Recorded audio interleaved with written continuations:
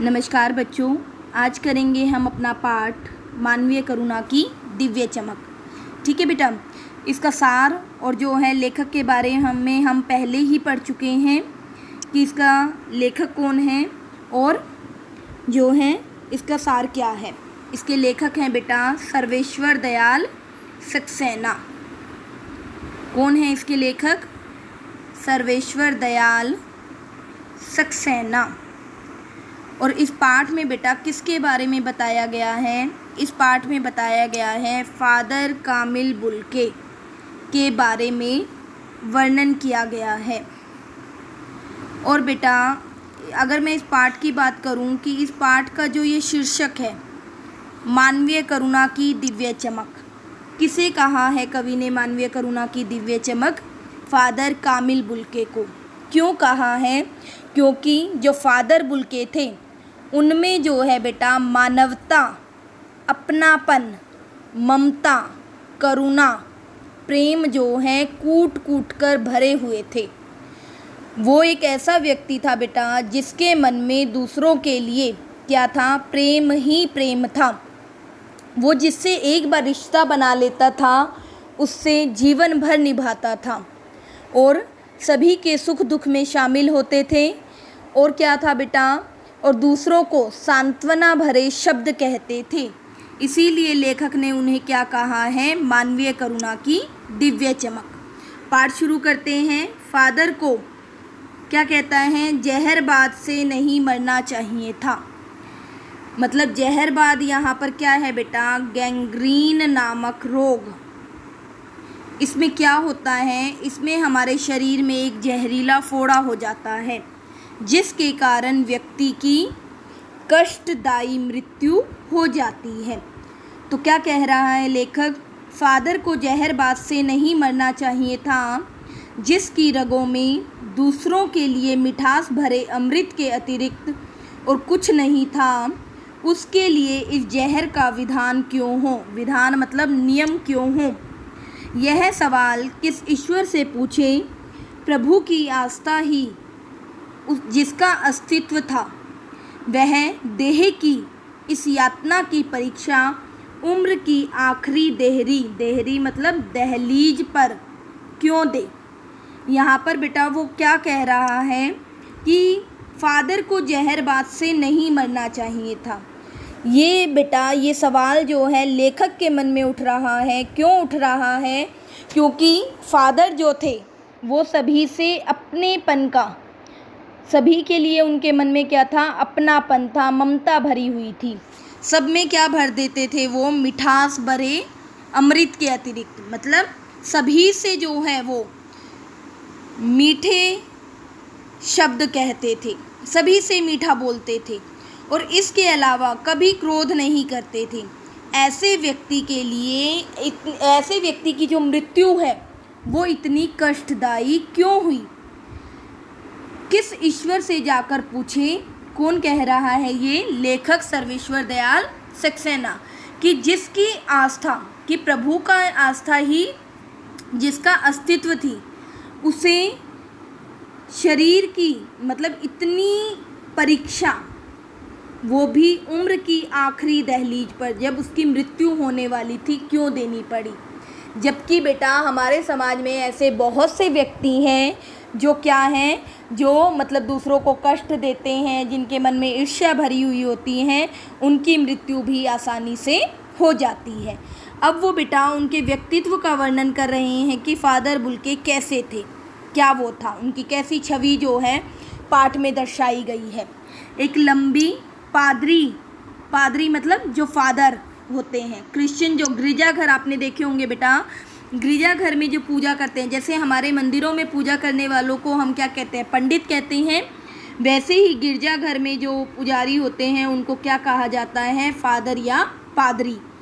के सफ़ेद चोगे आपने कभी देखा होगा कि जो फादर है वो नीचे तक एक लंबा जो है सफ़ेद रंग का पहनावा पहनते हैं, तो उसे कहा गया है सफ़ेद चोगे से ढकी आकृति सामने है। कैसे? गोरा रंग, सफ़ेद झाई मारती मतलब छाया मारती, भूरी दाढ़ी, नीली आंखें, बाहें खोल गले लगाने को आतुर। आतुर मतलब अधीर। कि क्या था बेटा, वो हमेशा जब भी उनसे कोई मिलने आता था उसे गले लगाने के लिए अधीर रहते थे, व्याकुल रहते थे।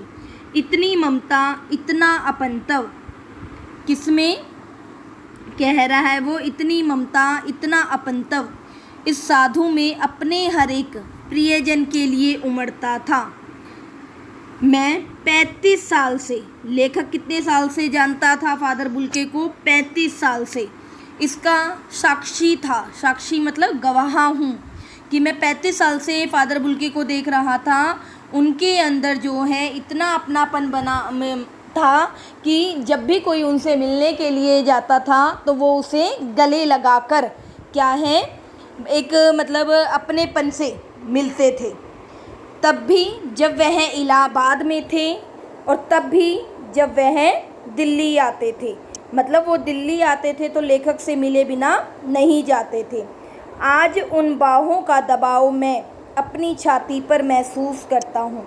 मतलब आज भी जो है बाहों का दबाव मतलब गले लगाना, कि जैसे वो प्रेम से मुझे गले लगाते थे, आज भी जो है वो अपनापन मुझे जो है अपने शरीर पर, अपनी छाती पर महसूस होता है। कौन कह रहे हैं ये?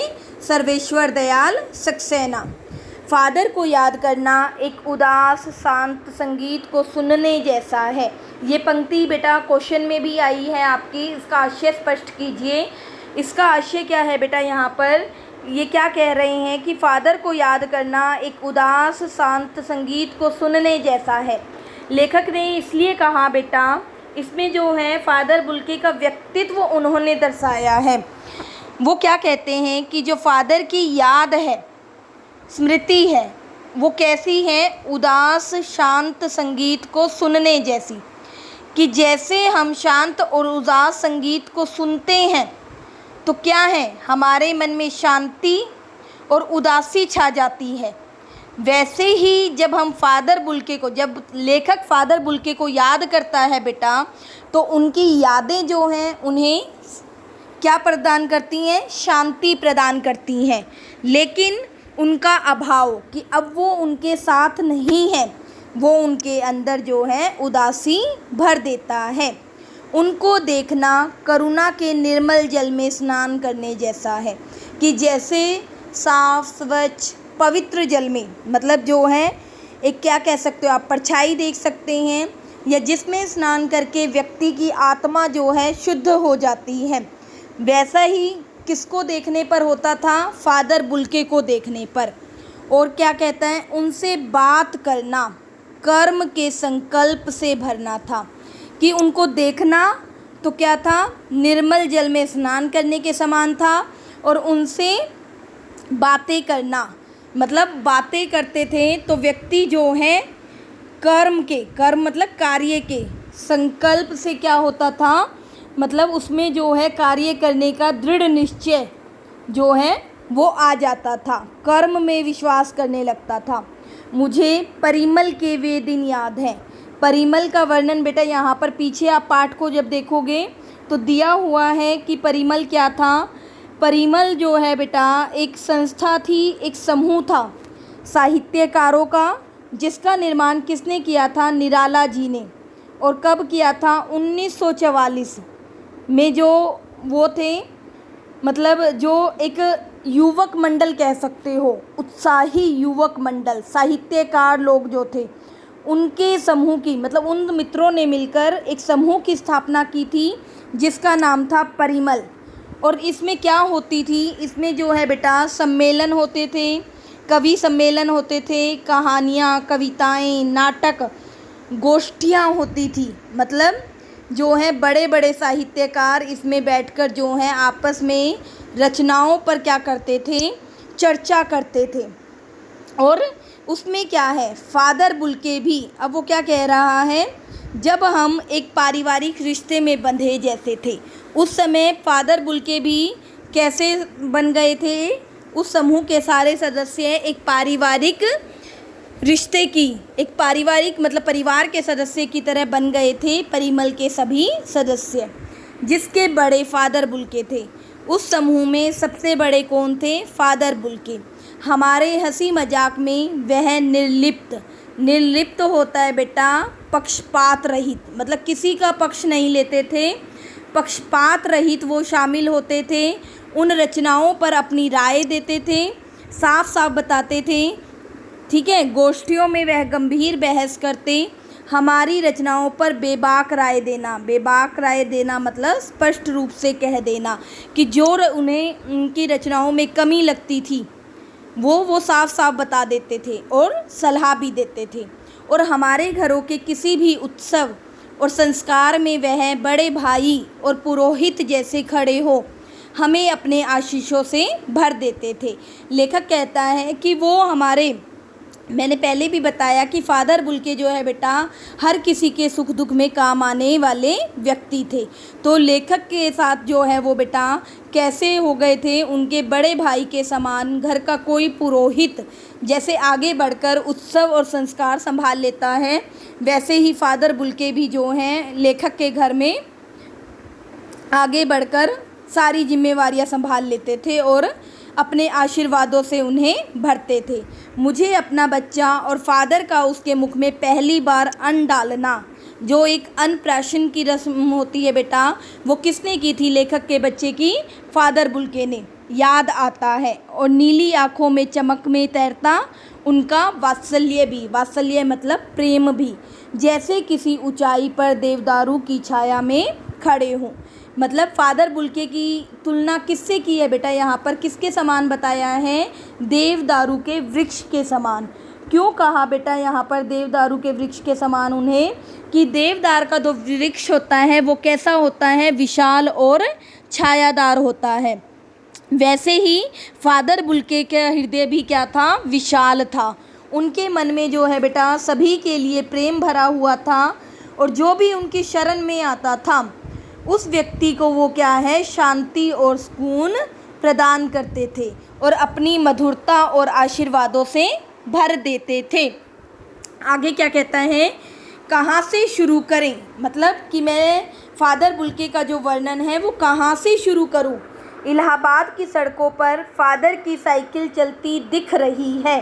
कि लेखक को आज भी महसूस हो रहा है कि फादर बुल्के जो हैं इलाहाबाद की सड़कों पर साइकिल पर जा रहे हैं। वह हमारे पास आकर रुकती हैं, मुस्कुराते हुए उतरते हैं। देखिए देखिए मैंने उसे पढ़ लिया। मैंने यहाँ पर कौन है? फादर कामिल बुल्के। वो लेखक को क्या कहते हैं? किसके बारे में कह रहा है बेटा? वो देखिए देखिए मैंने उसे पढ़ लिया।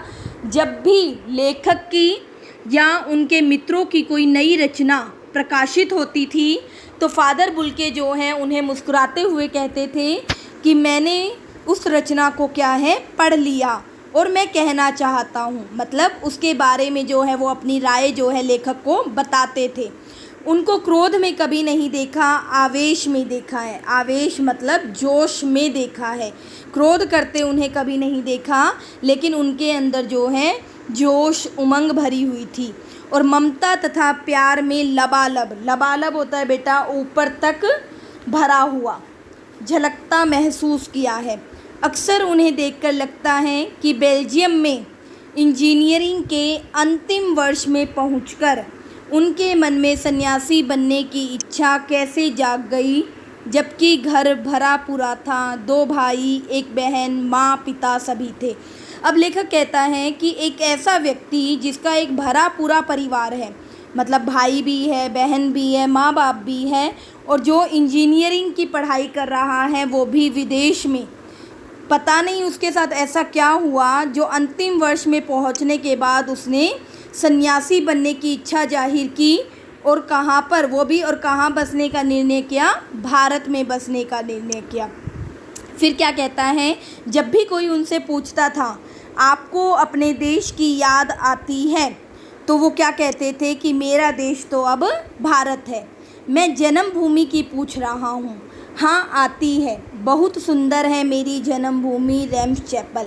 यहाँ पर बेटा जो रैम्स चैपल के प्रति किसका प्रेम दिखाया गया है? फ़ादर कामिल बुल्के का। इसमें जन्मभूमि का जो वर्णन है बेटा, उसके माध्यम से लेखक कहना चाहता है कि जन्मभूमि किसी की कैसी भी हो, वो सभी को कैसी प्रिय होती हैं?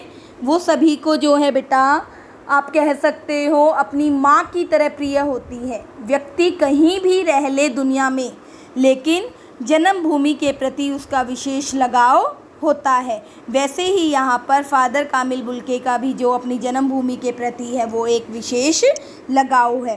फिर कहते हैं कि घर में किसी की याद आती है, माँ की याद आती है, बहुत याद आती है। जब उनसे पूछा जाता था कि घर में वो किसे याद करते हैं, तो फ़ादर कामिल बुल्के बताते थे कि वो अपनी माँ को याद करते हैं। बेटा आज करेंगे हम इतना ही, बाकी नेक्स्ट वीडियो में, ठीक है।